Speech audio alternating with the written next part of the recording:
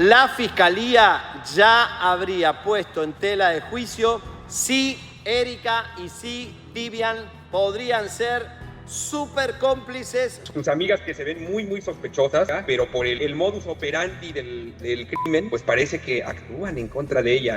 Vivian y Erika complicadas y a minutos de ser puestas con cartel de cómplices. Erika, lo que impacta es la frialdad. Pum, pum, pum. Y listo, apago el live. Que tiene miedo la Fiscalía que Vivian y Erika huyan y se escapen. La amiga de Vivian también, tiene un comportamiento muy extraño, quédate otro poquito, aguanta, es que el regalo está muy chingón, y además con antecedentes que tienen ellas en su relación de amigas. Que el licenciado Salvador González habló de que sí, Vivian y Erika están en la mirilla, están siendo investigadas. Son súper cómplices. El celular de Valeria Márquez expone a Erika y Vivian como aliadas clave. ¿Por qué siguen libres? Una frase bastó para cambiarlo todo. La Fiscalía de Jalisco no está especulando. Ha lanzado el mensaje más impactante hasta ahora. Erika y Vivian de la Torre han sido señaladas, no con ligereza, sino con una palabra que hiela. Súper cómplices del deceso de Valeria Márquez. ¿Un nuevo nivel de responsabilidad legal? No se trata de un término casual. Ser consideradas súper cómplices no es un adjetivo mediático, es una alerta procesal.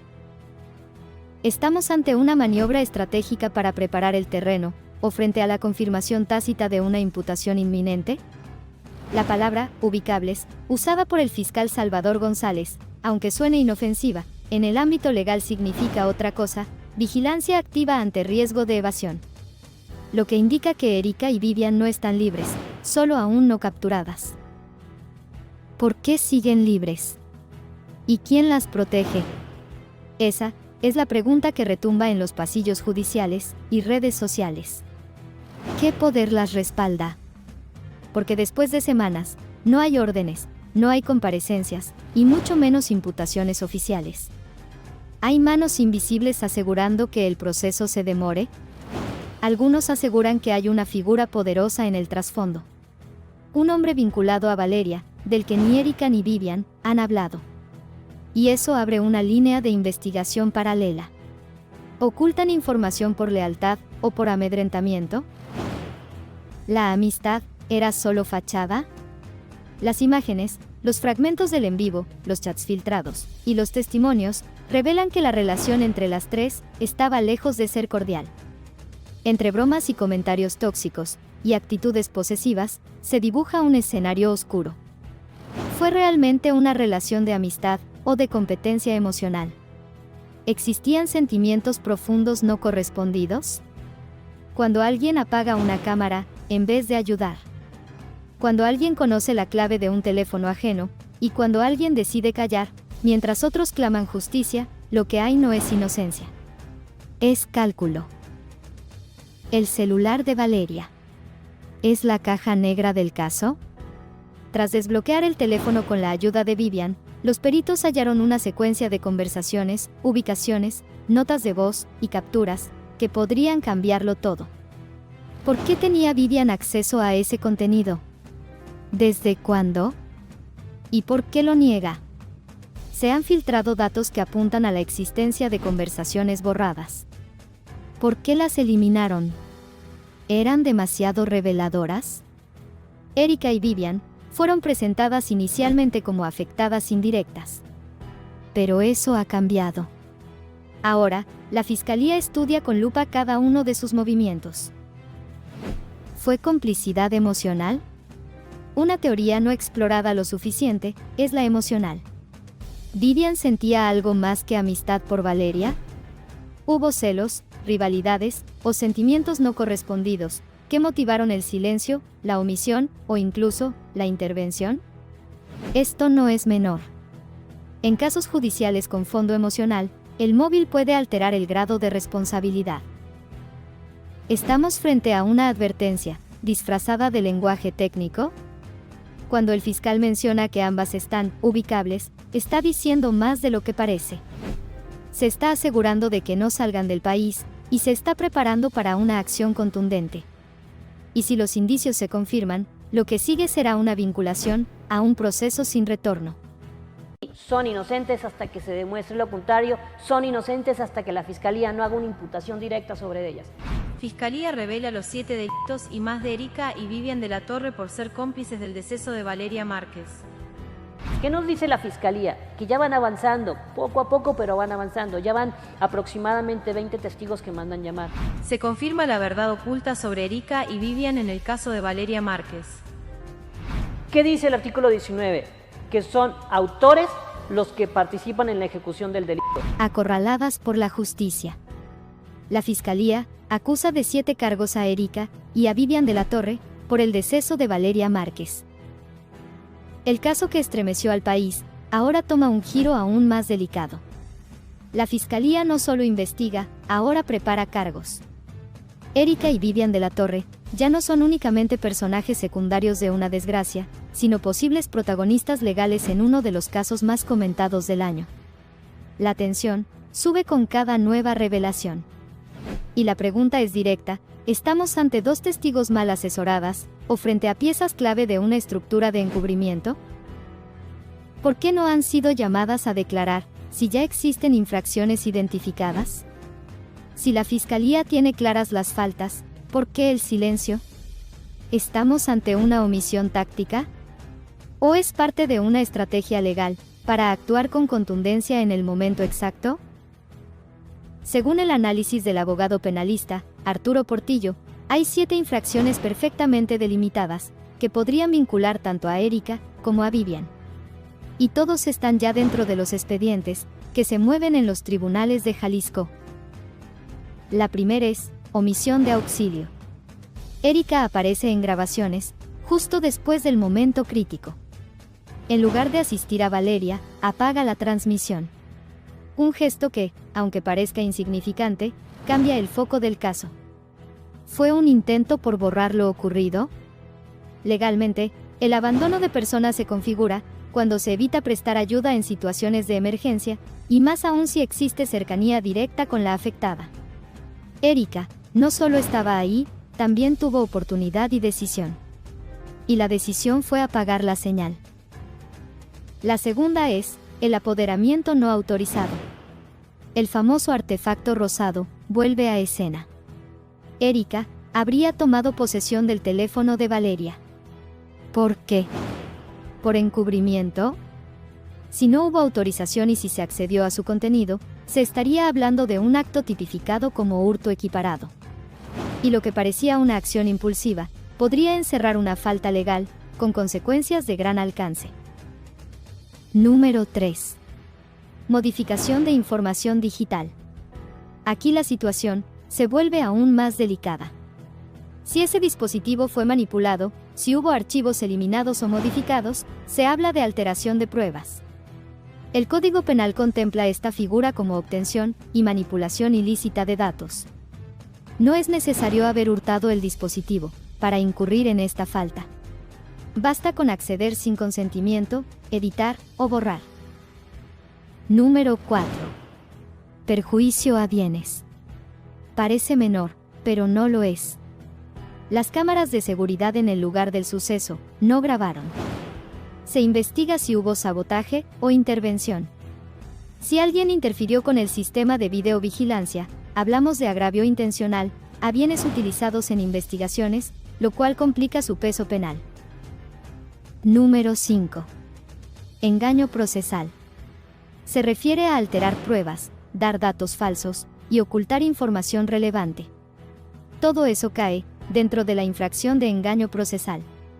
Y si se demuestra que Erika o Vivian actuaron con la intención de desviar la investigación, este cargo las pondría directamente en ruta a un proceso penal formal. Número 6. Abstención de información. Hay un principio legal que muchos olvidan. Callar también puede ser una falta. Cuando se conoce un hecho trascendente y no se informa a la autoridad, se incurre en abstención. Ni Erika ni Vivian se presentaron voluntariamente a declarar. Hasta hoy, no han dado su versión. La ley no permite ese silencio prolongado, y la Fiscalía podría interpretarlo como resistencia y omisión. Número 7. Complicidad. La figura más delicada. El vínculo emocional, las tensiones y las acciones antes y después del hecho. Todo apunta a una línea de investigación que no descarta su posible implicación. Vivian tenía una relación compleja con Valeria. Según declaraciones, existían sentimientos intensos, posesividad y disputas.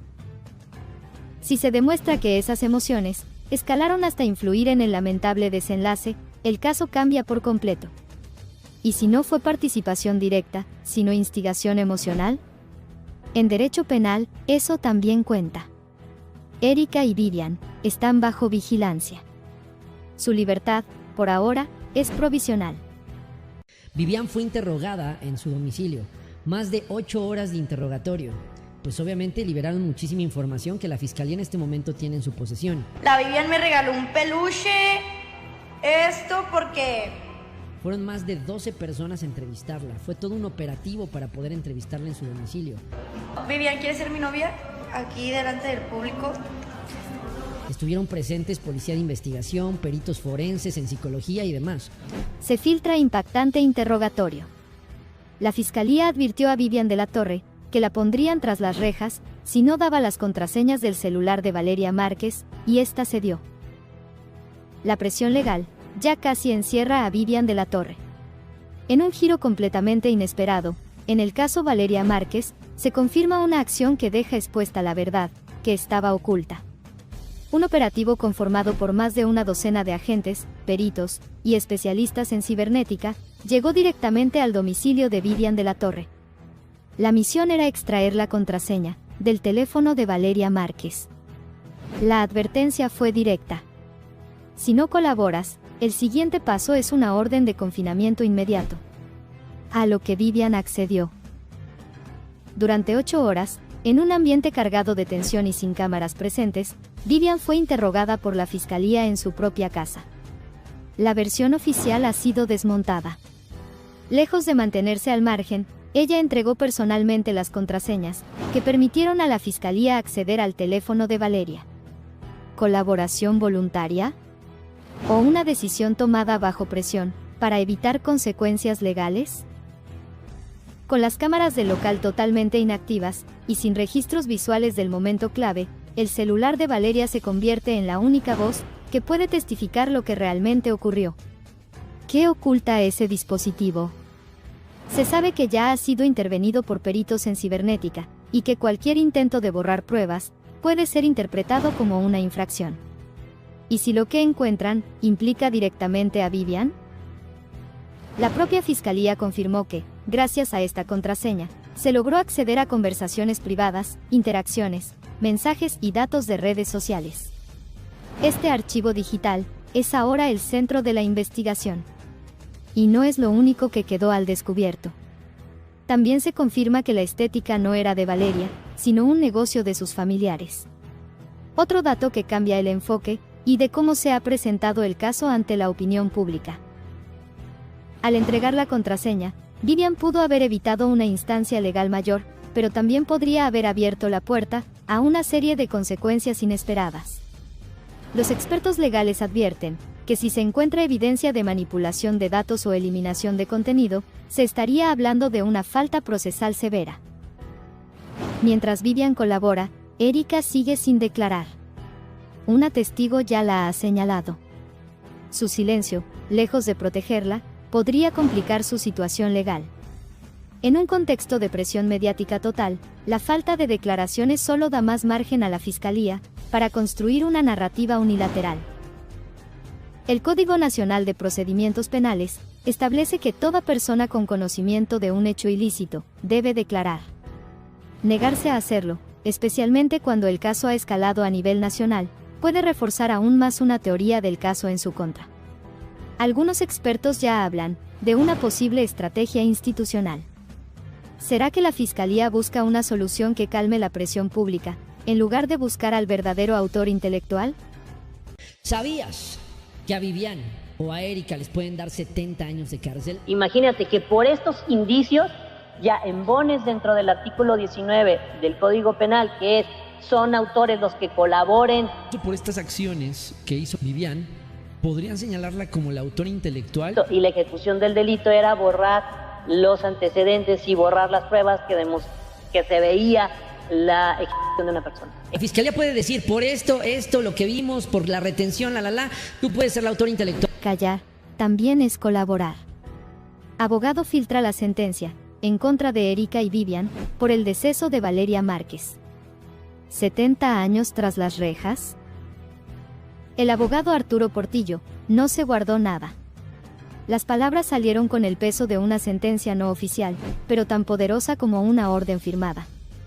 Erika y Vivian de la Torre podrían pasar hasta 70 años en instalaciones de alta seguridad. ¿Qué ocurrió exactamente? ¿Por qué la justicia apunta con tanta firmeza a dos figuras que, para muchos, no eran más que testigos? No te imaginas lo que esto implica. La sociedad mexicana, atrapada entre titulares escandalosos y filtraciones cada vez más comprometedoras, comienza a preguntarse, ¿se hace justicia o se busca un castigo ejemplar? ¿Están Erika y Vivian en el lugar equivocado, o realmente saben más de lo que dicen? La realidad es que este caso ha dejado de ser un tema legal para convertirse en un fenómeno social. La historia no solo gira en torno a Valeria Márquez y su lamentable desenlace, sino en la cadena de decisiones aparentemente pequeñas que podrían costarles la libertad a Erika y Vivian.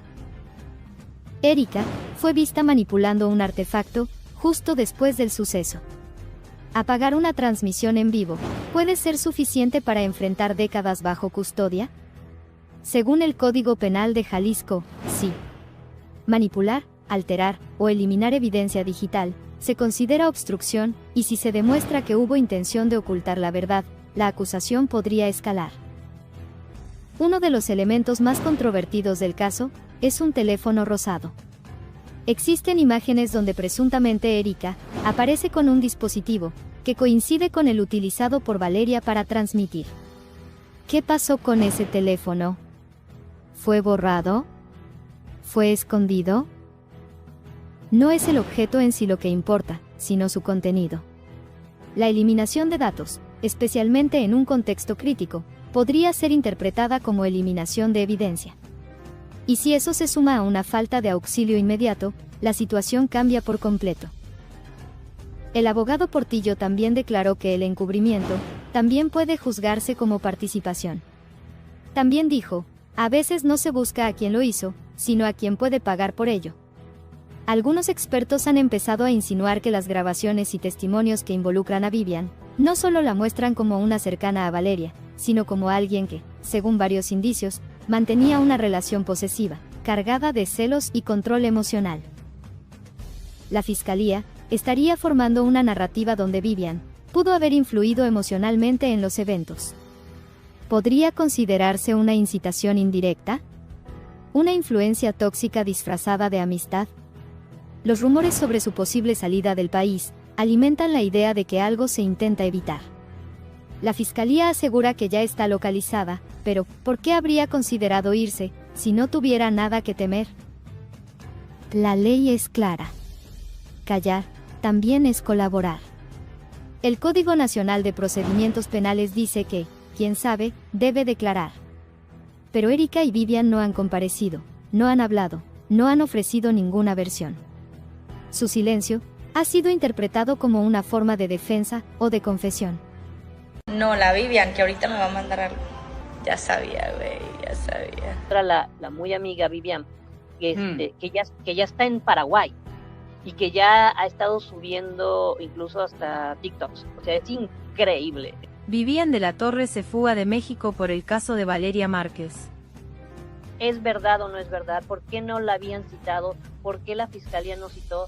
Una serie de cuestionamientos que se salen de todo protocolo de actuación por parte de la Fiscalía. Con la cola entre las patas. ¿Vivian de la Torre huyó para no enfrentar a la justicia? La repentina desaparición de Vivian de la Torre no es una simple coincidencia, y la relación con el lamentable caso de Valeria Márquez ya no puede ser ignorada. Las pistas que emergen desde distintos frentes sugieren un giro inesperado y desgarrador. Vivian podría haberse marchado de México para no enfrentar lo que sabía. No te imaginas lo que esto implica. Una persona cercana a Valeria, vinculada por mensajes, interacciones, y una despedida que parece más una sentencia que un adiós amistoso, ahora se encuentra en paradero desconocido, mientras la justicia guarda silencio. El caso de Valeria Márquez ha mantenido en vilo a millones. Pero ahora, la omisión de Vivian y su posible huida, desatan una nueva tormenta. La pregunta que no deja dormir a muchos, es clara. ¿Por qué Vivian no ha sido llamada a declarar? La ley es clara en Jalisco. Quien presencia o tiene conocimiento de un acto ilegal, debe reportarlo. Lo cual no lo hizo. Su silencio, no es inocente. Su desaparición, no es un casual. Y su mutismo no es protección, sino una señal clara de que hay mucho que esconder. El 7 de abril, días antes de la desgracia, Valeria escribió que Vivian ya no quería ser su amiga. Me dijo que ya no le hablara, dejó claro. Entonces, ¿por qué, días después, aparece en un en vivo con ella, como si nada hubiese pasado? ¿Fingieron reconciliación por apariencia? ¿O Valeria no sabía que su mayor riesgo era quien decía ser su amiga? No creerás lo que se plantea ahora. Ese distanciamiento podría haber sido una señal de advertencia, un intento desesperado de Valeria por alejarse. La relación entre ambas no era como parecía. Testigos digitales indican que Vivian cambió su identidad en redes, modificó su nombre de usuario en TikTok y comenzó a publicar desde otra ubicación. Algunos aseguran que se trasladó a Paraguay o a otro país latinoamericano. Tras la desgracia de Valeria, quien convivió con ella días antes, simplemente desapareció del mapa. ¿Temor o culpabilidad? ¿Protección o estrategia? El silencio de Vivian no protege a nadie, más que a sí misma. Y eso dice mucho más de lo que calla. ¿Qué sabía Vivian, que no quiso declarar? La justicia duerme, mientras el pueblo exige respuestas. Si Vivian estuvo presente a distancia, o incluso si fue ella quien alentó a Valeria a permanecer en el local, eso la convierte en parte activa de los últimos momentos de la influencer. Si dijo, quiero ver tu cara, mientras Valeria transmitía, no estaba observando como testigo, sino alimentando un juego psicológico, que terminó en infortunio. ¿Y ahora qué? Vivian está desaparecida, la justicia no actúa, y los vacíos en el caso solo se llenan de rabia. Las omisiones no son errores inocentes. Son actos que encubren. Si Vivian sabía algo y no habló, incurrió en abandono. Si estuvo conectada con Valeria minutos antes, y no alertó a nadie, participó por omisión. Si se marchó del país, es porque no quería enfrentar lo que sabía que venía. Revela que testigo ocular confirma que fue Erika la que desvivió a Valeria Márquez con artefacto, y no fue el repartidor. En eso yo volteé a ver a esta Valeria, y vi cuando esta otra muchacha sacó una pequeña, y le hizo la pistola, le disparó con la mano derecha. Para poder encontrar pues primero los responsables, y el móvil de por qué fue esta situación. Y ella agarró y le disparó, le dio 3 balazos, entonces el repartidor volvió y la vio y el muchacho ya ni cerró la mochila ni sacó nada, se salió corriendo, de hecho se iba a caer el muchacho y no se alcanzó a caer. Se descubre una omisión imperdonable. Testigo ocular confesó que Erika fue quien desvivió a Valeria Márquez.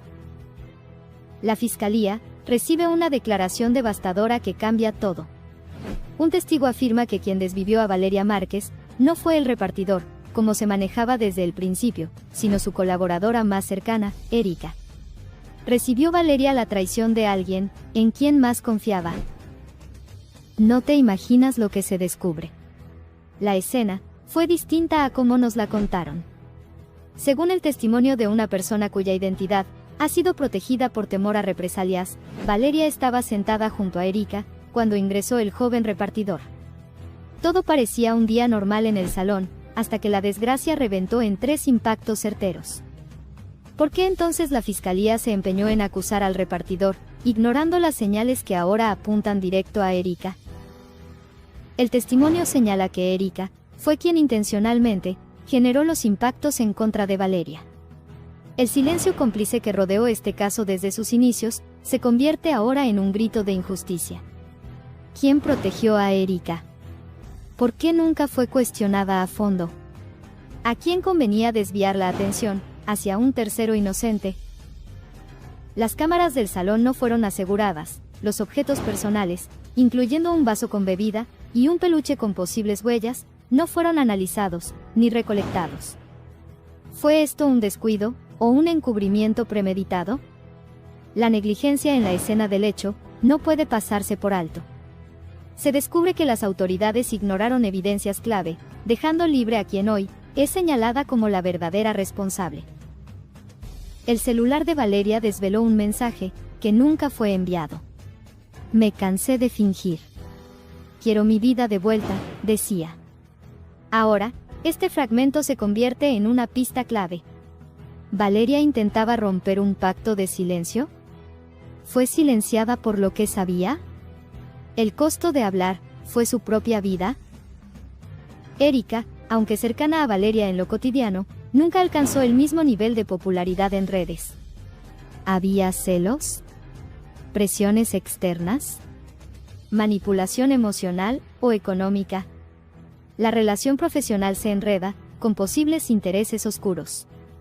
¿Hasta qué punto Erika tenía algo que ganar con su partida? Pero hay más. Se filtraron imágenes del perfil digital de Valeria, utilizado para transmisiones en vivo, incluso después de su deceso. ¿Quién monetizó esos momentos? ¿Quién cobró los regalos virtuales y manipuló la cuenta? Con más de 200.000 espectadores conectados, el infortunio fue convertido en ganancia. ¿Se benefició Erika de esta usurpación digital? El celular, desde el que se transmitió por última vez, no fue asegurado a tiempo. No se revisaron todas las huellas, y no se extrajo su contenido completo. ¿Qué manos tocaron ese dispositivo, antes y después? ¿Qué conversaciones, fotos o videos pudieron ser borrados? Toda la verdad sobre ese teléfono aún permanece en la sombra. Ahora, con este nuevo testimonio, la Fiscalía enfrenta un dilema de severas consecuencias. ¿Seguirá señalando al repartidor, a pesar de la evidencia que lo contradice? ¿O tendrá el valor de reabrir el caso con una nueva mirada? La testigo tem por su vida, pero ha hablado. ¿Será protegida? ¿O su voz será silenciada como, al parecer, lo fue la de Valeria? Fiscalía catean nuevamente el salón de belleza de Valeria Márquez y encuentran escondido lo peor. Sustancias ilícitas por toneladas. Pues estimamos que es más de 1,5 toneladas. Hay una investigación, se está trabajando. Siempre estos trabajos son coordinados, tenemos una mesa de inteligencia permanente con la Secretaría de la Defensa Nacional, con la Secretaría de Marina. Está trabajando el Gabinete de Seguridad en coordinación con la Fiscalía. Estoy harta de fingir. Quiero mi vida de vuelta. No te imaginas lo que había detrás del espejo. La Fiscalía regresa al salón de Valeria Márquez y encuentra escondido lo peor. Sustancias ilícitas por toneladas, que cambian todo el caso. ¿Era Valeria Márquez una cómplice activa, o estaba atrapada en un sistema que no la dejó salir? La madrugada en Zapopan parecía tranquila, hasta que 6 unidades tácticas irrumpieron en el salón de belleza de Valeria Márquez, un lugar que hasta entonces solo evocaba imagen, glamour y estilo. Sin embargo, un cateo inesperado cambió radicalmente la narrativa que rodeaba a esta influencer. No te imaginas lo que se descubrió en ese lugar. Un verdadero infierno, oculto tras espejos y maquillaje. Detrás de un espejo móvil, la Fiscalía encontró una habitación sellada, repleta de refrigeradores con toneladas de sustancias prohibidas. ¿Estamos frente a un simple salón de belleza, o a un centro logístico encubierto? Esta revelación devastadora derrumba la versión inocente que muchos defendían. Pero la sorpresa no terminó ahí. Entre los productos cosméticos y tintes, los investigadores hallaron documentos secretos. Cuentas bancarias falsas, rutas de envío, y facturas que evidencian transferencias millonarias, por 8.4 millones de pesos, provenientes de cuentas sospechosas. ¿Qué negocio oscuro se escondía detrás del brillo y la moda? Antes de que todo reventara, Valeria Márquez enfrentaba una caída financiera estrepitosa. Cancelaciones, facturas impagadas y deudas crecientes. Fue entonces cuando apareció un supuesto empresario con promesas y regalos, que parecían una tabla de salvación. Sin embargo, la verdad revela que este personaje no era otro que un operador financiero de una conocida red de poder, usando el salón como fachada para blanquear dinero. Y la inversión, disfrazada de oportunidades legítimas, se convirtió en una trampa dorada. Cursos, ventas y servicios de lujo, usados para justificar movimientos irregulares. Valeria, lejos de ser una simple afectada, se convirtió en el rostro visible de una red, que manchaba el origen de cada peso. Un borrador encontrado en su correo electrónico, confesaba su desesperación. Estoy harta de fingir. Quiero mi vida de vuelta. Pero 2 días después, ocurrió su desafortunado final. Autos con vidrios polarizados vigilaban su casa, y citas fueron canceladas sin explicación. Valeria pudo haber sido silenciada por intentar escapar. ¿Fue utilizada por un sistema, que luego la descartó? Esta pregunta lanza una sombra inquietante sobre todo el caso, y abre la puerta a dudas más profundas sobre la seguridad y la complicidad, en el entorno digital y social que la rodeaba. Tras el cateo, la Fiscalía activó un barrido digital, que no dejó lugar a dudas. En las últimas semanas, detectaron 28 negocios similares, microempresas que en redes sociales parecían exitosas, pero que en realidad ocultaban ingresos millonarios sin sustento. Cafeterías, barberías, estudios de maquillaje, todos bajo el mismo patrón sospechoso. Estos negocios usan a influencers para maquillar cifras y legitimar operaciones ilícitas. La famosa fachada perfecta se ha convertido en un modus operandi extendido. Instagram, TikTok y Facebook, las plataformas que promocionan belleza y éxito, hoy son la pantalla detrás de la cual se blanquean millones con likes y seguidores, como cortinas de humo. La Vivian me regaló un peluche, esto porque ella sabe lo que me gusta. La perito Nasli Borrero Vázquez, experta en ciberseguridad, llega a esclarecer en torno a la TikToker Valeria Márquez. Desde el primer momento del caso pudimos analizar que, bueno, yo vi el video totalmente y se evidencia muchas inconsistencias. ¿Por qué dejaron el vaso, las bolsas en el local? Se supone que la Fiscalía tiene que llevarse todo. No se tomó en cuenta para hacer pericias el vaso, como tú lo dices, las bolsas plásticas, ¿ya? Y todo lo que, hasta el propio muñeco que ella recibió, ese peluche. Se confirma la verdad. Peritos revelan el comportamiento sospechoso, que puede hundir a la Fiscalía. ¿Qué se quiso encubrir desde el primer minuto? ¿Fue incapacidad o conveniencia? La investigación que supuestamente debía buscar justicia por el caso de Valeria Márquez, ha quedado al descubierto por lo que realmente fue. Una serie de errores, omisiones y silencios que hoy gritan con fuerza. ¿Por qué nadie habla de los objetos ignorados, las pruebas borradas y las acciones sospechosas de los involucrados? Desde el instante en que se reportó el suceso de Valeria Márquez en su estética, se cometieron fallos inexplicables. La zona no fue acordonada de forma profesional.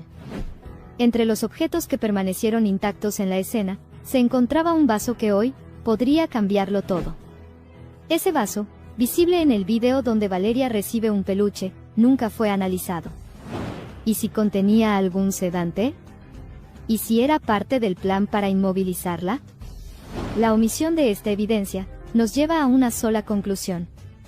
Algo muy importante se quiso callar. Las cámaras de seguridad de la estética, los 2 teléfonos de Valeria, la transmisión en vivo, todo fue desatendido por las autoridades.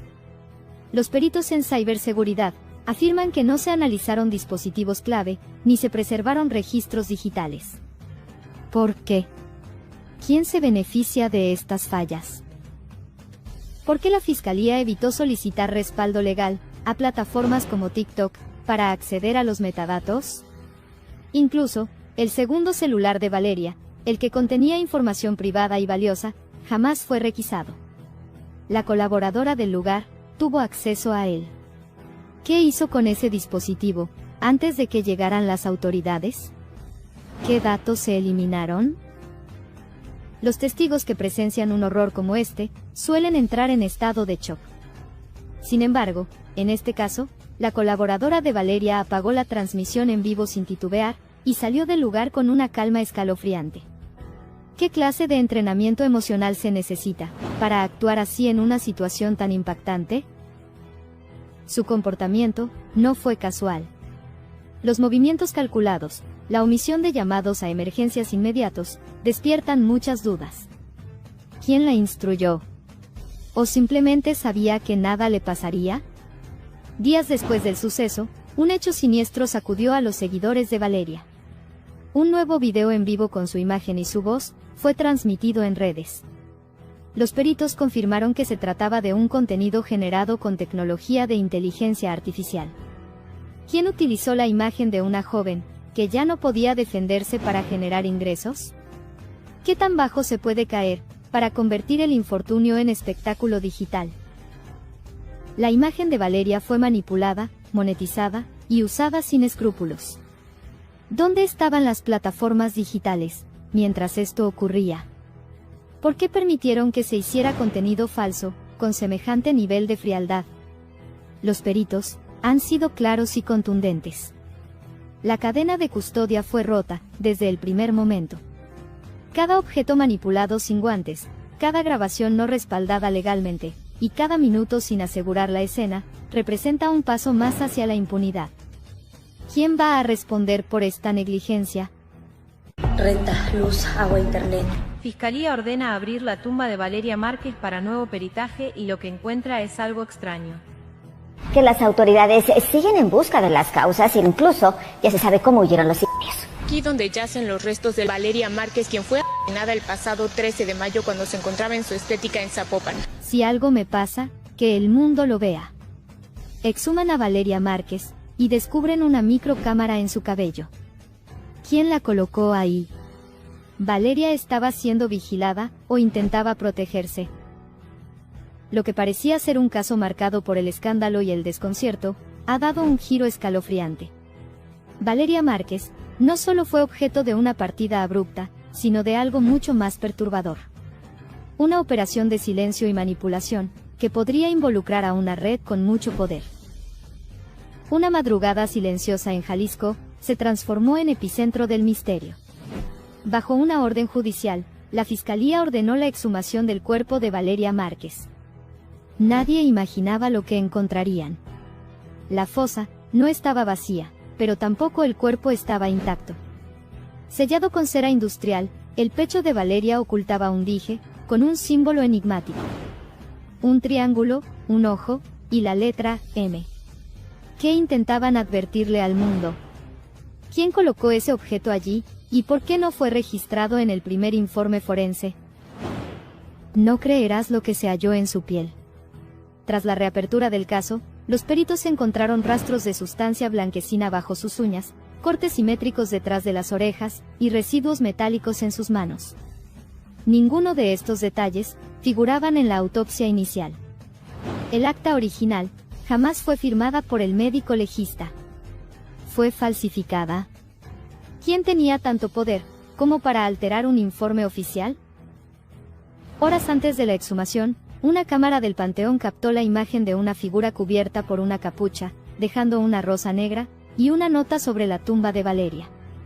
No debieron haberla tocado, decía el mensaje que, aunque no fue revelado oficialmente, se filtró en medios alternativos. ¿Fue una advertencia o una confesión velada? Durante el nuevo peritaje, se encuentra en el cabello de Valeria una microcámara, oculta en una extensión. Las imágenes allí almacenadas confirman lo impensable. Los últimos minutos de su vida quedaron grabados. En ellos, se logra identificar el rostro del presunto responsable, un asistente de estilismo, desaparecido desde esa misma noche. Este hallazgo cambia todo el enfoque del caso. Una ex colaboradora de Valeria reveló haber recibido de ella una caja días antes de su partida. Dentro, una memoria USB con grabaciones, en las que se documentan reuniones, nombres clave y eventos sospechosos. La influencer sabía que algo venía, y dejó las pistas necesarias para que el mundo lo descubriera. Un testigo protegido ha declarado que Valeria intentaba revelar una red de manipulación que operaba desde salones de belleza. No era un caso aislado. Hay otros nombres. Influencers jóvenes, captadas y silenciadas. La Fiscalía se enfrenta ahora a una estructura más compleja de lo que se pensaba. ¿Cuántos más están involucrados? ¿Qué figuras públicas tienen vínculos con esta red? Las marcas en su piel, el dije simbólico, y las conexiones con otras personas afectadas, cada detalle apunta a un ritual, una advertencia o una firma. ¿Fue Valeria marcada antes de partir? ¿Era parte de algo que ella intentaba exponer? ¿O fue usada como mensaje para otros? Valeria Márquez ya no está, pero dejó las piezas para que se formara el rompecabezas.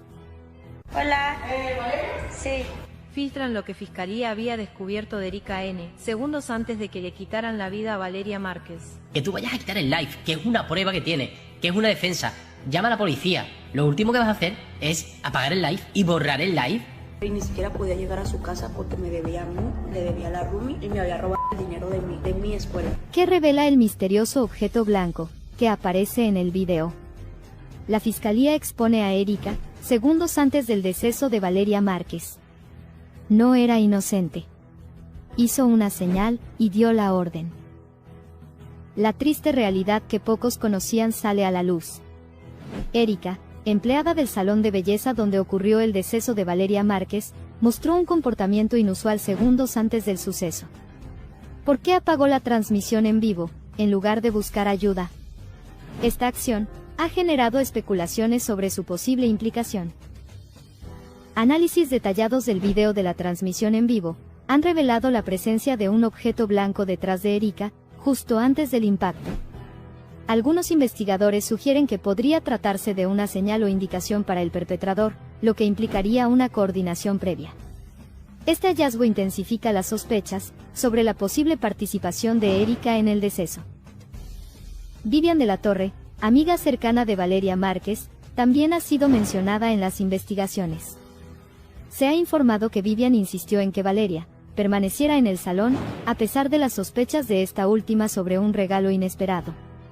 La insistencia de Vivian ha sido interpretada por algunos como una posible manipulación, para mantener a Valeria en el lugar del suceso. El perpetrador ingresó al salón de belleza con un peluche y un café, haciéndose pasar por un repartidor. Estos objetos, que en apariencia eran regalos, fueron utilizados como señuelos para acercarse a Valeria y perpetrar el impacto. Este modus operandi ha sido comparado con otros casos similares, lo que sugiere una posible conexión con grupos organizados. Días después del incidente, se encontró un ramo de rosas con una nota que decía, "Perdón", frente al salón de belleza. Este gesto ha sido interpretado de diversas maneras. Algunos lo ven como una burla macabra del perpetrador, mientras que otros lo consideran una posible confesión o muestra de remordimiento. La Fiscalía está investigando el origen de este mensaje y su relación con el suceso.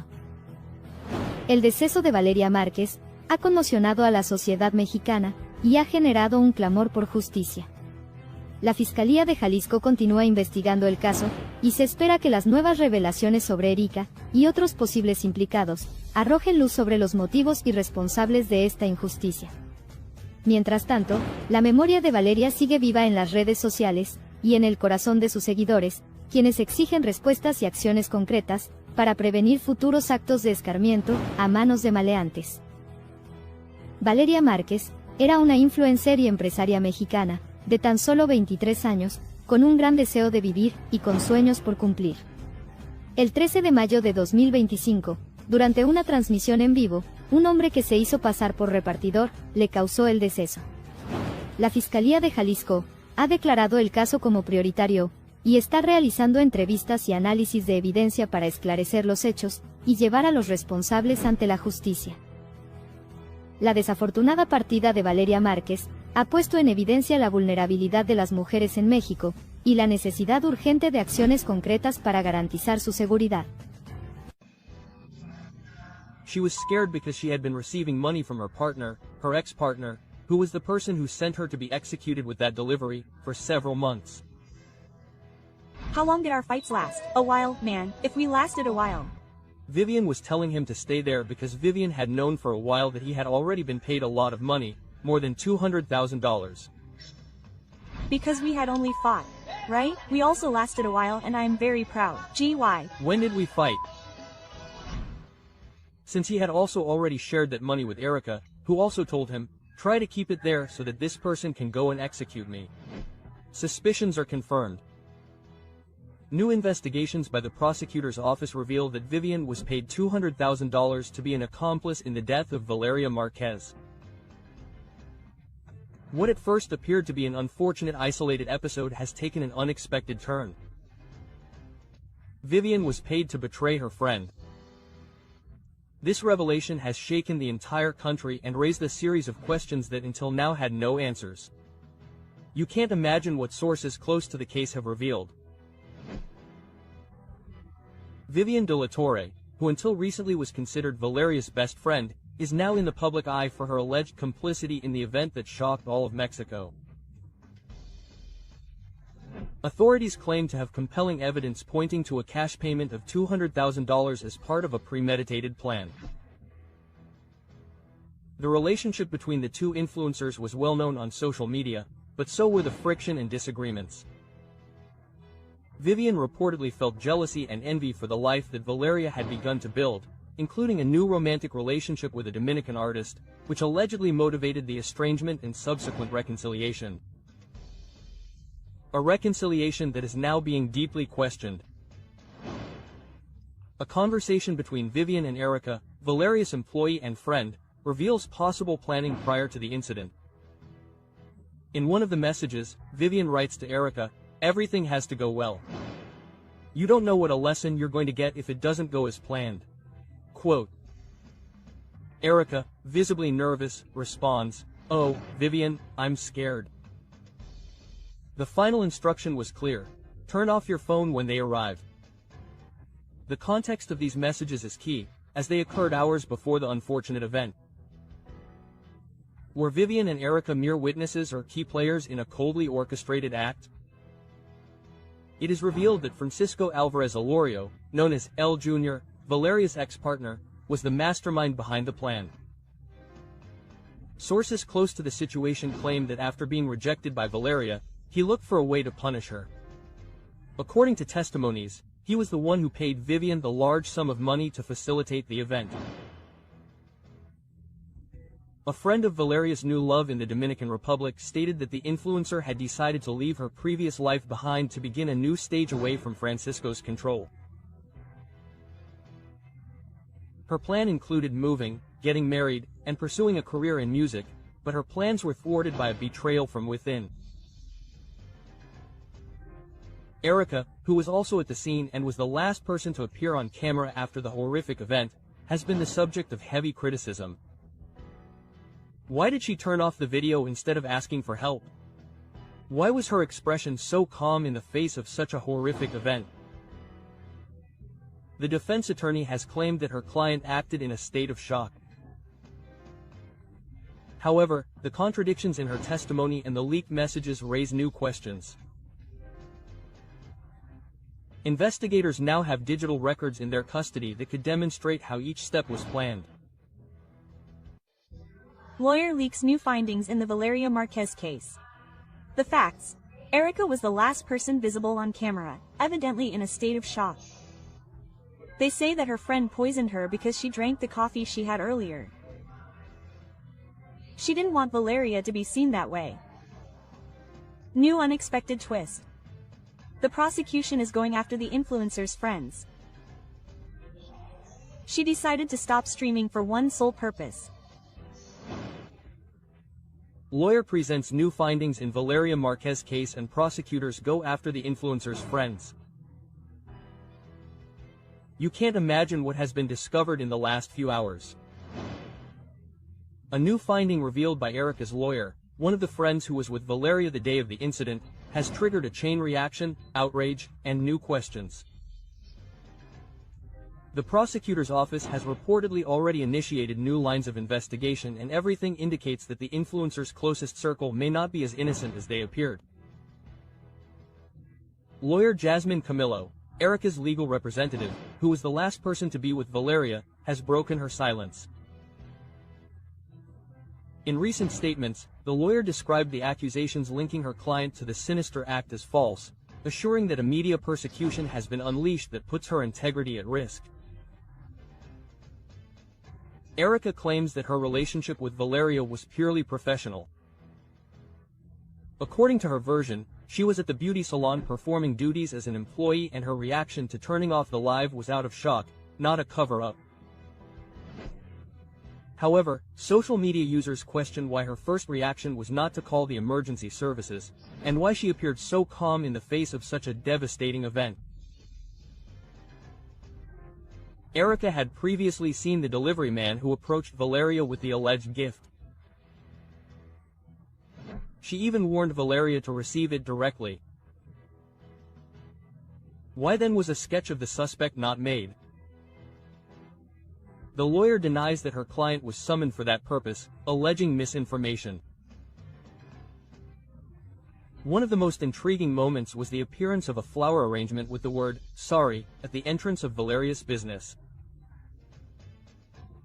It was captured by the media while a delivery man was making the delivery. Was this another encrypted message?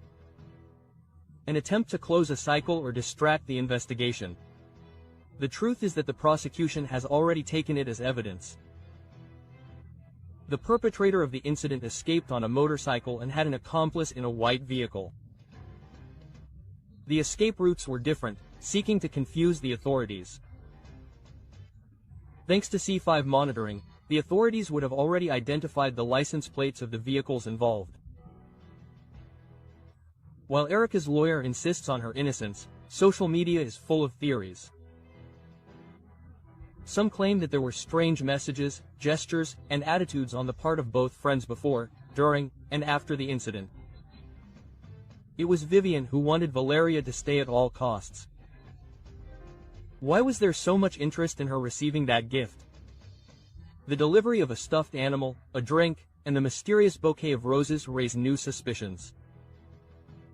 Were they simple gifts or part of a plan? The prosecution is investigating whether these items are connected to the masterminds. Several companies were pointed out by users for taking advantage of the case to sell products similar to those Valeria received. Liverpool was one of the brands mentioned. We are facing a commercial exploitation of a misfortune. At just 23 years old, Valeria founded her own beauty salon. While some maintained that it was all thanks to savings and family support, others questioned the origin of her resources. Was such a level of investment possible with only her income as a content creator? She herself explained it in a broadcast: savings, a loan from her father, and a lot of discipline. International media have already echoed the case. The video has gone viral, and now not only is justice being demanded in Mexico, but the scandal has crossed borders. Will the prosecution be able to live up to public pressure? The lawyer leaked new findings in the Valeria Márquez case, and with it more questions arise. Were her friends really supporting her? Who gave the lightning-fast order? The Valeria Márquez case is far from over.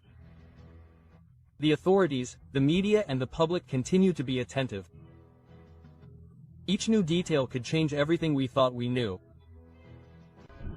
Experts arrived to analyze Valeria Márquez's case step by step. The modus operandi begins with choosing the target. The target can generally be because a boss or a boss tells them, this person is going to be the one and that this child is now free. The prosecution says that she is free and that they saw her leave with the motorcycle. Now, how are they going to identify him? How is this going to work? Because it's not just about them getting off and executing you. Because part of the modus operandi is to escape, right? The TikToker and the mystery of her friends. They leak the expert report that changes everything. In the case of Valeria Márquez, who sent the supposed gift? And who will fall after this revelation? The official version is starting to fall apart. The leaked technical expert report on the case of Valeria Márquez completely changes the narrative. It's not just a document, it's a silent discovery that threatens to expose what many wanted to hide. But why right now? Who had an interest in hiding it and who in revealing it? You can't imagine what this report contains. According to forensic experts, what was thought to be an unfortunate encounter with a delivery man was planned down to the last detail. A staging that, far from being improvised, had been written for days, even weeks before. In her last days, Valeria was no longer the same. Paranoia had taken hold in her life. She had mentioned strange vehicles, people watching her, and glances that made her feel uncomfortable. However, her surroundings reassured her. They told her it was nothing, that everything was fine. Valeria was being watched. This is not speculation. The new expert report confirms patterns of surveillance, a professional modus operandi, and a close-range attack with verbal identification. "Are you Valeria?" the subject asked, and upon confirming, he acted. There were no doubts, no mistakes. Minutes before the events, Vivian, one of her friends, had said to her, "I want to see your face." In another context, it would have seemed like an innocent comment, but now, with everything that has been revealed, that phrase reverberates in the public consciousness. Was it a simple expression or a direct clue to what was about to happen? You won't believe how that phrase takes on new meaning with the technical details of the expert report. The forensic analysis classifies it as an intimate lesson, which implies eye contact, physical closeness, and often an implicit message. Vivian knew. Erika was a passive accomplice. Who was really there to protect her and who was simply fulfilling a role in a macabre choreography? Hugo Javier, a forensic specialist and former expert in forensic services, was blunt. This was not a mistake, it was an instruction carried out. His analysis breaks down the personality of the perpetrator, someone conditioned, trained and absolutely loyal to a superior figure. He acted without morals or questioning, he simply complied. And so we wonder, who gave the order? Was it an ex-lover, a figure who wanted to get even, or simply someone Valeria was getting in the way of? The most shocking thing about the case is that everything happened live in front of thousands of viewers. It was a warning, a way of ensuring that the message reached its intended recipient. It was not just Valeria who was the target, but what she represented: courage, visibility, and independence. That was what was uncomfortable. New evidence could further compromise those close to her. The surveillance pattern predicted the constant presence of certain faces and even minimal details such as the chair where she sat. Everything is now evidence. The theories never stop. Social media users claim that Valeria's friends had suspicious attitudes. Videos show looks, gestures, phrases that are now being analyzed with a magnifying glass. Who sent her the gift? Why was it insisted that she not move from her chair? How planned was it all? No one imagined that her closest circle could have information or even be part of this unfortunate event. While public opinion cries out for answers, the authorities are keeping a low profile. There are no arrests, no clear progress, only an echo of vague statements. The prosecution broke its silence only to confirm what was already known, but avoids going into detail. Why the fear of going further? Who are they protecting? Justice is not only slow, it is also selective. Images of the moment have been broadcast all over the world. From Europe to South America, the case has escalated to international levels. Valeria unintentionally became a symbol of vulnerability and exposure, but also an uncomfortable reminder. Anyone can be watched and anyone can be silenced. Who is behind this tragedy and why is she still free? In addition to the profile of the perpetrator, the leaked document suggests that someone else could be involved from the inside. Someone who knew Valeria's schedule, routine, and habits. Someone who did not impact her, but who did pave the way. This is a case of internal collaboration. This was an event supported by information provided by someone close to her. The deepest betrayal does not come from the enemy, but from the one who smiles as he watches you fall. This case has left an indelible mark, not only because of what happened, but because of how the narrative was manipulated from the beginning. Valeria Márquez apologizes with a strange flower arrangement. The prosecution investigates. Guilty friends. The fact that this flower arrangement was left outside Valeria Márquez's beauty salon caused panic among the owners themselves and those who visit this shopping mall. The place was guarded by authorities from the prosecutor's office, the municipal police station. This one, yes, well, the truth is, like everyone else, we are sad and dismayed by what happened to Valeria Márquez. Sorry, a floral arrangement of 12 red roses was left on a white ribbon at the entrance to Valeria Márquez's beauty salon. Conclusive information is leaked about the floral arrangement at the scene of Valeria Márquez's death. It was a message between the guilty parties, a disguised confession. The case of the young influencer, who was ruthless in a cowardly act in her own beauty salon, has just escalated to an even more disturbing level. A floral arrangement with the word sorry in red letters was left at the scene of the crime, unleashing a wave of theories, doubts, and suspicions. Who left it? And what does it mean? This seemingly symbolic action may not be a gesture of repentance, but a strategically planned move to sow confusion or even intimidate those who could be involved. The prosecution is not ruling out any hypothesis and has launched a new line of investigation. The flowers are a sign of remorse or a warning. Valeria Márquez's entourage has been exposed. Her closest friends, Vivian and Erika, are now under the strictest scrutiny by the authorities. Videos from the past show moments that today take on a darker meaning.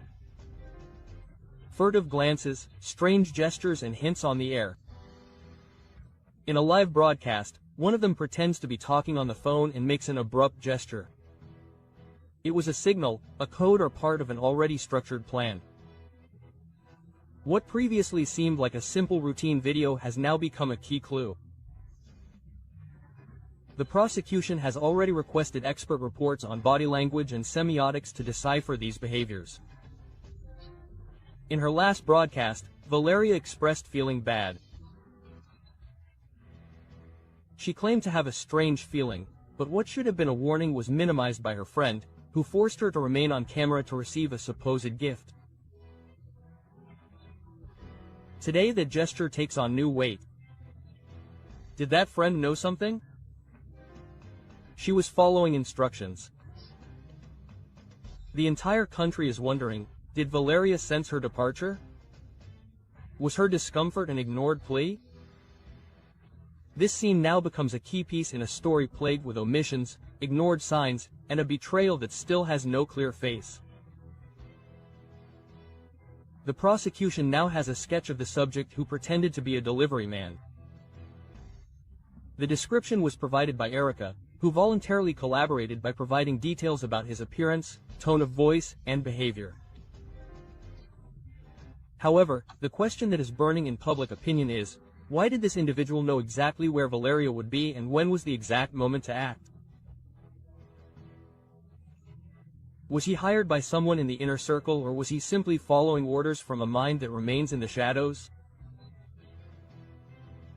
Eric has already made a statement, they would say no. That is the difference that has ignited the networks. The one who insisted that Valeria remain live is now keeping absolute silence. Some say that she is receiving legal advice, others that fear consumes her. But one thing is certain, her silence speaks louder than any statement. In this scenario, the forgiveness of the flower bouquet no longer seems like a simple act of sadness, but a strategic piece. Did anyone receive a warning? The Jalisco prosecutor has publicly stated that more than 20 people have already been questioned, including family members, collaborators, and of course, friends. Everyone has something to hide. All the information about where they fled, how they got there, was all given through the C5. In other words, the cameras are working and working properly. They once lamented that they were in a nightclub, and it was also said that many were saying that, hey, you were close to me. The videos of where they fled to because they took, when this influencer, Valeria. And I preferred to save money and go, I don't know, Colombia, Europe. They took 2 different routes in 2 different vehicles, on a motorcycle and in a white car. Since then, the property has remained secured and under surveillance by people at the PA. We already have a lot of information with 3 different lines of investigation that the prosecutor himself is going to make known to you. They discovered new images. C5 cameras show the escape of Valeria Márquez's perpetrators and everything changes. Was there a cover-up? Who did facial recognition identify? Just when it seemed that Valeria Márquez's case would be shelved as just another unsolved crime, information leaks revealing a new dimension of the case. The video captured by C5 cameras not only shows the perpetrator's meticulous escape, it also confirms a sad reality. It was not a random attack, it was not a theft, it was the fulfillment of a macabre order. And the worst thing is that someone else knew. You can't imagine what the images reveal. In the scenes, captured just minutes after the event, the perpetrators can be seen boarding a black motorcycle with no license plates. One of them, still wearing a helmet, hides his face. But the most disturbing thing is not their anonymity, but the surgical precision with which they move. They know the streets, avoid cameras, and dodge surveillance areas. The route is not random, it is a perfectly drawn map, and this changes everything we thought we knew. Because if they knew which areas were off the C5 radar, who gave them that information? Officials, police officers, or someone very, very close to Valeria. This new video demolishes any theory that this was a spontaneous and random attack.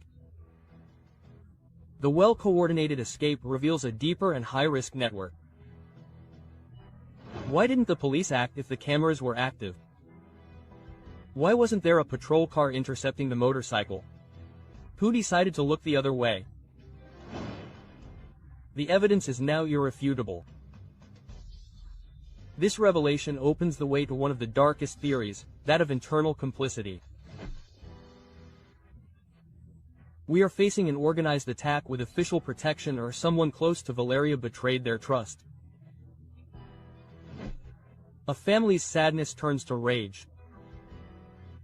Because it is not just a fatal transgression, it is a case that could demonstrate that the system is rotten from within. Sources close to the case had already warned of something disturbing. Days before the accident, Valeria felt as if she was being watched, as if someone was following her.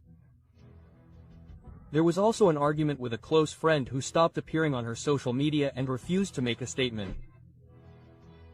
The video reinforces the theory that Valeria was turned in.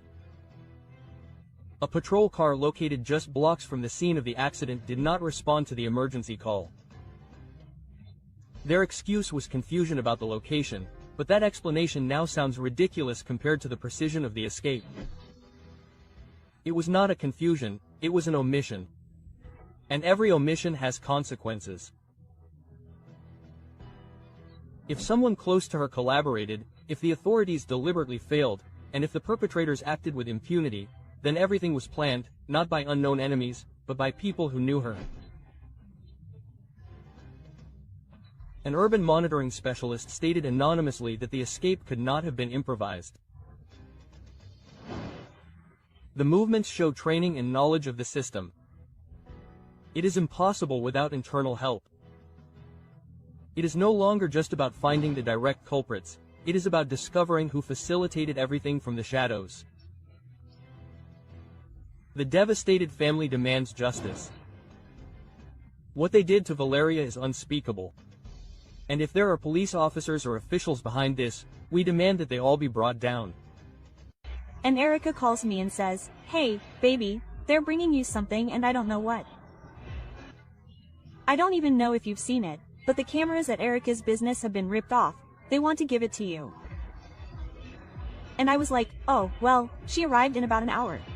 I don't know if it was the prosecutor's office or the criminals themselves, but there's a photo. And they already said, oh, no, it's better if I wait for her to get here because it's very expensive. Cover up in the Valeria Márquez case. The truth behind the ripped-off cameras is revealed. Social media is outraged and the public demands answers. The Valeria Márquez case takes an unexpected turn. New clues shake up the investigation. The cameras at the beauty salon where everything happened were ripped off. Why? Who removed them? And what were they trying to hide? We are facing an act planned with surgical precision, a young, well-known, beloved and promising influencer, a closed space with cameras installed and a fatal event partially captured live. And yet, there are no key recordings. Coincidence or manipulation? The beauty salon cameras, managed by people close to Valeria, simply disappeared. They are gone. The images do not exist. It is presumed that they were removed right after the event. The missing evidence is not an oversight, it is an omission that weighs heavily. The possibility of knowing the whole truth disappeared. Was it a desperate act or part of something more structured? What is hidden behind the silence of those walls? During Valeria's last broadcast, a disturbing mention is heard, a black bag delivered by a delivery man. One of her companions, Erika, speaks of the object as if she knew something more. And what is more alarming is that the audio was muted at that very moment. Why did Valeria decide to turn off the audio just as the delivery arrived? Was it a private gift or was she afraid that something would be discovered? It is speculated that the influencer did not see the object that caused her loss. Experts say that her facial expression reflected expectation, not fear. Her eyes, apparently relaxed, did not match someone who senses a risk. Was she deceived? Did she trust those around her? New theories point to a possible hidden delivery. Perhaps she could have trusted the wrong person. Who knew what would really arrive at the salon that day? Who was behind the so-called gift? After the incident, Erika's attitude left many perplexed. Instead of asking for immediate help, her first action was to turn off the broadcast. At a time when every second counts, the priority was not to help Valeria, but to end the live connection. Experts point out that each person reacts differently to trauma, but in this case the apparent coldness has raised doubts. Did he truly not understand the seriousness of the situation? Or did he know something else? Was it an emotional response or a trained reaction? Who had access to the site, to the equipment and control of the cameras? Why do so many actions seem aimed at erasing evidence and not saving lives? The Jalisco prosecutor's office has been questioned for its apparent slowness. Progress in the case has been minimal and responses vague. While the family demands justice, the authorities seem to operate in slow motion. Erika and Vivian's phones could contain key conversations. However, without a federal warrant, that information cannot be accessed. Why hasn't that warrant been issued yet? What is waiting for them to act? In similar cases, that evidence has already been obtained. Why is there no fear here about what might be found? Is anyone being protected? Who is really pulling the strings behind this stalled investigation? The images don't lie.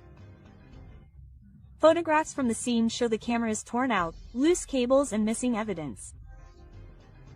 No one knows who did it. Was it the authorities or who was there that day? The absence of these devices is not accidental, it is a deliberate action. An attempt was made to hide something, and what was attempted to be hidden could be the most revealing thing of all. Cover up is the word that is already resonating strongly. If someone removed those cameras to erase the facts, they could be involved in the event. It is not just about negligence, it is about hiding the truth. Before her last broadcast, Valeria spoke with her companions. They told her that there was a gift, something very expensive. She apparently did not expect it. She did not even fully understand the reason, and yet she trusted them. She went to the place and acted calm. She was manipulated. Someone took her to the room knowing what would happen. Why did they insist that she go there herself? Why were precautions not taken in such a vulnerable environment? The room had a glass door. From the inside, you could see who was outside. Even so, the door was opened. Without security, without questions, and without a doubt. Did she act with inexplicable recklessness or was it all part of a plan? In Zapopan, at the same time that the incident with Valeria occurred, another individual lost his life. According to reports, a politician. Two similar incidents in the same area. But the authorities claim there is no connection. How can that be said? With such certainty? Have all the connections already been investigated? Is there an attempt to hide a wider network of conflicting interests? In areas like Zapopan, power and silence tend to intertwine. And when two shocking events occur at the same time, the possibility of a connection cannot be dismissed so easily. And if it was all a message, the environment, the circumstances, and the silences all seem to indicate that the event was not random. Some speculate that it was a warning, others speak of a setup, but they all agree on one thing. What happened was not random. Why were the cameras removed? To erase faces? To hide movements?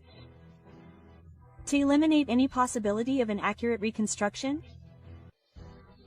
That seemingly simple action could be the key to understanding everything else. What was lost with those recordings? What scenes were hidden forever? And who benefited from their disappearance? The Valeria Márquez case has not only shocked people because of its unfortunate outcome. What is most outrageous is the feeling that the truth is being hidden. The camera is being torn away, the attitude of her companions, the slowness of the prosecution, and the coincidences with other events. Everything seems to be part of the same puzzle, and each piece fits together to uncover a much darker truth. And the final question remains like an echo in the public consciousness. Was Valeria used as a message in a power game? Valeria Márquez's trembling friend speaks of her friend's betrayal. Plebis who know the plea. The prosecution begins the investigation and reveals strong information. Ah, let him wait for me, says the Bible, he wants to see my face. Because the impact is how to see it. This happened live on TikTok. Strong theories, evidence, and videos are spreading on the internet. Valeria Márquez's two friends had everything to do with her situation. Vivia couldn't stand that her daddy stayed with Valeria. Trusting is good, but not trusting is better. Are they going to pick me up or what? Be very careful with your friendships. Tomorrow they'll get you. New evidence confirms the horrible truth. Valeria Márquez's ex-friend is accused of having her erased from the map because she was jealous of her. Valeria Márquez's unfortunate story is not what it seemed. While the world mourned her loss, new information calls into question everything that was thought. A rising star, with resounding success and an impeccable public image, found herself caught up in an environment full of tension, rivalry, and an ending that no one expected. It was all the product of an environment that thrives on power, beauty, and havoc. You won't believe what you discover when you delve into the relationship between Valeria and her ex-friend Vivian. Two recognizable faces in the most intimate circle of Zapopan, young, influential, surrounded by luxury, according to many, faced by something more than a simple broken friendship. An obsession disguised as admiration, a fierce battle to be number one. These questions are no longer part of a simple theory, they are the center of a debate that never ends. Valeria Márquez was not just any influencer. With beauty titles, appearances in music videos with exponents of regional Mexican music, and a solid base of followers, she had conquered a space in the digital and business world with astonishing speed. Her beauty salon in Jalisco was not only a successful venture, but a symbol of the power she was accumulating. All that before her unfortunate end, but now everything is exposed. Behind that shine hid a much darker reality, where appearances were deceiving and smiles hid tension. The image of a normal friendship between Valeria and Vivian collapses in the face of public opinion. What seemed like a friendly relationship is now understood as a coexistence plagued by envy, competition and even, according to some versions, betrayal. The whole truth about the arguments leading up to the outcome is confirmed. Voices close to the couple claim that Vivian not only argued with Valeria, but also tried to interfere in her personal life. Coincidence or a sign that we ignored for too long? The story takes an unexpected turn when we observe Vivian's astonishing physical change. It is discovered that over time she replicated Valeria's image almost perfectly. From her makeup to her way of dressing, the transformation was so evident that many began to call her Valeria's shadow. What motivates someone to adopt another person's visual identity? We are facing a case of unhealthy mimicry. Images that confirm this metamorphosis are revealed. Comparisons on social media show how Vivian gradually abandoned her original style to get closer and closer to that of her ex-friend. The same type of eyebrows, the same poses, even the same type of companions. A mirror that does not reflect the real image, but a distortion. Was it all part of a plan or simply the reflection of a silent obsession that ended with irreversible consequences? Valeria's alleged romantic relationship with a young man linked to power in Jalisco becomes a new focus of attention. This relationship that, according to close sources, surrounded her with luxuries and gifts not only aroused admiration but also jealousy and inconveniences. Versions are leaked that assure that Vivian had tried to get closer to that same circle of influence. Coincidence or a rivalry for recognition, validation and status? The dynamics of these young women in the high social circles of Zapopan was not a simple game of beauty and influence. It was a competition where only one could be the main figure. Between surgeries, extreme luxury and social networks, the line between admiration and resentment becomes as thin as it is risky.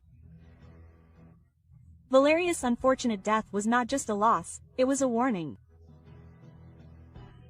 A strong message is hidden behind the images that circulated during the live broadcast, where Valeria lost her light. Theories suggest that there was no sign of surprise on her face at the moment of impact, which has set off alarms. Why didn't she react? Did everyone else know that it wasn't a trap? Each frame is analyzed with a magnifying glass looking for clues that could explain the coldness of the moment. Meanwhile, her friend Erika's reaction has also been the target of harsh questioning. There are no clear signs of fear or desperation at the end of the broadcast. Indifference, shock, or something more disturbing. Social media has not forgiven and many are demanding a deeper investigation. The lack of emotion at such a critical moment has unleashed a storm of criticism and assumptions. The media environment breaks the silence with a direct criticism of the insensitive exploitation of misfortune. It is revealed that people have gone to the place where Valeria's remains rest, not to pay tribute to her, but to record viral content. The feelings of others are now seen as an opportunity for monetization. How far are we willing to go for a few clicks? The phenomenon of digital dehumanization has been laid bare. Influencers, content creators, and low-integrity media outlets have transformed misfortune into a platform for visibility. This behavior not only harms Valeria's memory, but also reflects the true state of our digital culture, where respect has been replaced by a thirst for attention. Not all that glitters is gold on social media. Vivian's transformation, her proximity to the circles of power, and previous tensions with Valeria are pieces of a puzzle that has yet to be fully formed. She wanted to compete, she wanted to replace her, or she simply couldn't deal with the success of someone who was once her friend. The story of the so-called buchones of Zapopan is not only a social phenomenon, but a warning about the limits of competition in the digital world.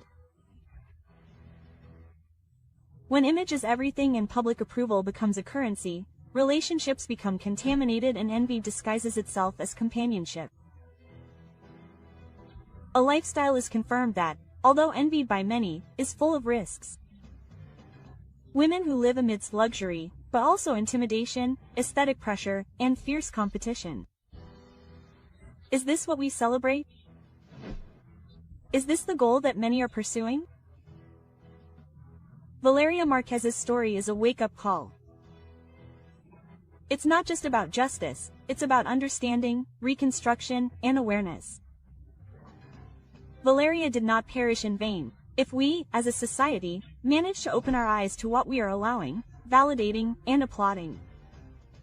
The relationship between Valeria and Vivian was not a simple disagreement between friends. It was a mirror that reflects the tensions of a superficial, competitive, and, in many cases, risky culture. Each new piece of information that comes to light pushes us to ask ourselves the same questions. Time and time again, was Vivian a key player in Valeria's unfortunate fate? Are we facing yet another case of extreme rivalry or something much more sinister? What do you think? Do you think there was more behind this rivalry? Leave your comments, it's making an impact. Valeria Márquez was murdered during a TikTok live. Dude, I'm already intrigued by who really sent that to me. Vivian and Erika were either really friends of Valeria Larda or her worst enemies. Friends and enemies. It can't be true. She was already focused on the fact that a guy had come on a motorcycle to bring her a gift and said he wasn't going to give it to her because it was too expensive. If he was a delivery man, yes. He looked like a delivery man or an escort. No, a delivery man, delivery man, delivery man. The friends were talking on the live. Oh, let me wait, Vivian says, because she wants to see my face. She arrives with the Starbucks. The doll dies, the one that was a teddy bear, a pig, I don't remember, pink.